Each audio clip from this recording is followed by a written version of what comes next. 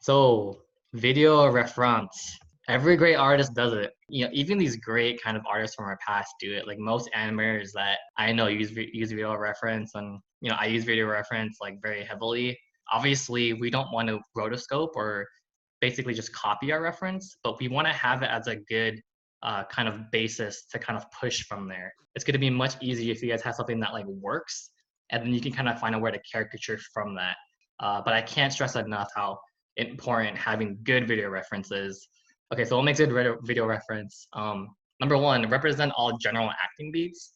So like they might sound kind of obvious, but like honestly, you want to be really thorough and make sure that all of the beats that you're planning, that means like what your character ends up doing, like where they are in frame, where your character might be thinking. That's another thing to kind of think about when you're doing these, is you want to have moments where your character is having thought process, right? So that means your character is not all the time going to be moving and doing crazy stuff, but they might stop for a moment to like kind of think, right? And we want to see those moments, even those small thinking moments, in your video reference as well. But anything that you're basically planning that like needs a beat it for your story, it definitely should be all in your reference. And this one's really important too. Getting like the angle as close as you can to what your Maya camera is going to be. Those shots always want the most smoothest for me. So this third point in your reference, like actually do the things that your character is doing as well. And this is more for characters that are like holding something heavy, or they're interacting with objects. What I see a lot is when students do reference is like their character supposed to be holding something really heavy, but they're kind of like pantomiming it and not actually holding something heavy. And even if you don't have that thing, like I know, who was it with the bowling ball one? Like even if you don't have a bowling ball, like try to find something that is almost like that heavy, right? So when you're actually watching yourself in the reference, the mechanics are going to be very close to what that is. Here's another one, collaborate. This is important because you might be animating the character that you might not necessarily be the best person to play that part. There's things that I know that I'm not like the best person for that reference, and I might ask somebody else who I think is. The example I'm going to show is like a very aesthetic kind of shot where the character is like really like super strong, and not that I'm not or anything, but my friend who's like he's like a gymnast. He's just like crazy in shape, and I knew he would be like a better person to do that reference than I would be, and so I shot with him, and like the shot ended up being like way better than I would be able to do. So like be a little honest with yourself. If you're like, I can't really do this, but so and so might be better at that, you can just ask for help. We do that all the time in the industry. And then find creative solutions when needed. This kind of goes along with the actually doing it point, because sometimes you don't actually have the object that the exact object that your character is interacting with, but you have to be kind of creative in those situations and find something similar that will still be helpful, right? Don't just like fake it.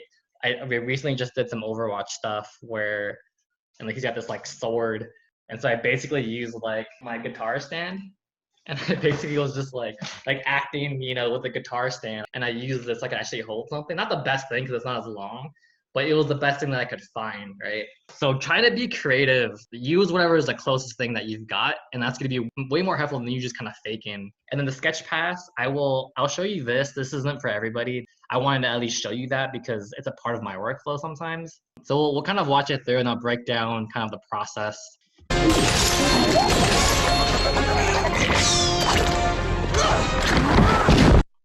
Now the sketch pass is really just like when I really need to get a rough idea down, and reference isn't really super helpful, right? Because this is kind of a bird flying through the air shooting ice and goo out of his face, and I can't really find reference in real life for that. So I really just kind of, from my head, just did a really quick rough sketch pass down in the corner. And what this is useful for is really getting an idea quickly down on paper to kind of pitch to your directors and your supervisors.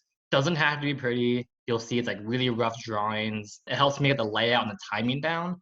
And if they like it, I can kind of move forward with that. But if they don't, I could quickly draw another thing that they might buy off on.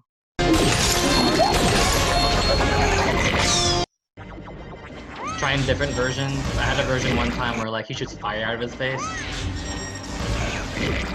But it kind of goes to show you, like, if you have something like where you just can't do reference for, it's another way, another alternative. So for this shot, I'll show you the reference that we did for this one.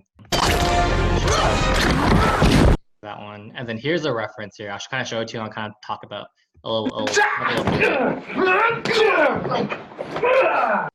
this is my friend June, and this is the guy I was telling you about who, yeah, he's super fit guy.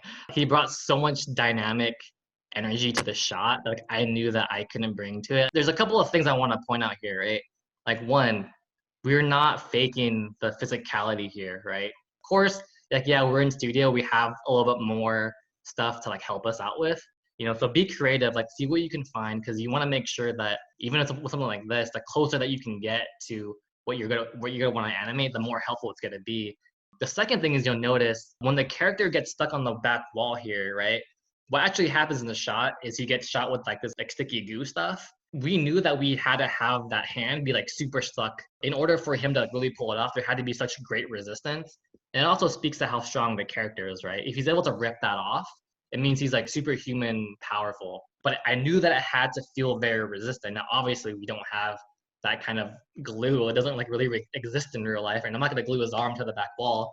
So the solution for that is I went behind him. You can kind of see me back here, and I grabbed his arm. He's gonna pull on it. I'm gonna resist, and then at the right moment, when it kind of gives out, I'm gonna let go, which gives that exact effect of force and power that I was looking for. I want to stress that in your guys' shots, there might be something where you're like, oh, I can't really get that. But try and think of like what's an equivalent way to get that in a way that's going to still be like really helpful for you, right? What's a way that you can get that same kind of force, mechanics, weights, all that kind of stuff by finding a solution around you, something that you can use in replace of the thing that's being animated. The other thing that I want to point out too is you can kind of notice like where the camera is set up, very super close to what we ended up animating, right? Like this kind of angle is really close to like what we have in Maya. Making sure that you're not just shooting reference, but you're getting like the angle. Yeah, so just a couple of more stuff. So this is kind of like a time lapse of like just us shooting the reference in here. We do multiple takes. I kind of just get the camera set up where it needs to be, and then I just start rolling and I direct them. Like, okay, do this, try to take like this. If you are collaborating with people, make sure that if you're the animator, make sure that you're directing them, right? Because most likely you know what the shot needs. So you need to be able to tell them what you're looking for in the shot. And again, I'm just saying I just set the camera up, let it roll.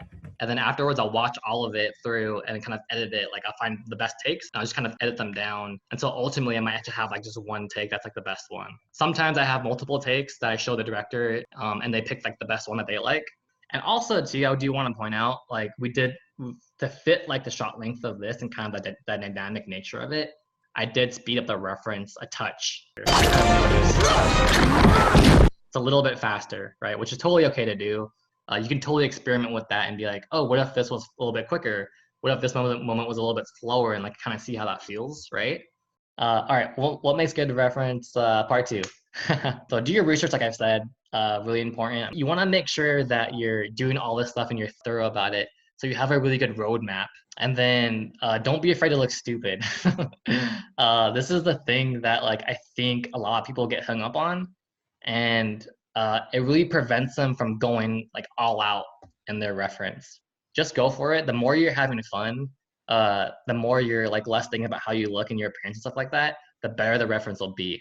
We're all kind of doing this together, so don't worry about how you look. And if you kind of have that mindset, I promise you'll be like much better off and you'll have more fun too. Yeah, kind of to conclude here, I guess. So just kind of check these off as you're doing your reference. Make sure that you're having the proper staging, that the angle and everything is really close to what you're planning on animating in Maya. Make sure you're doing your research. All your acting beats are in there. Real physicality, right? We talked about that. And then like, do you look stupid enough? Right? Just ask yourself if you look dumb enough. If you don't look dumb enough, then you need to go harder, right?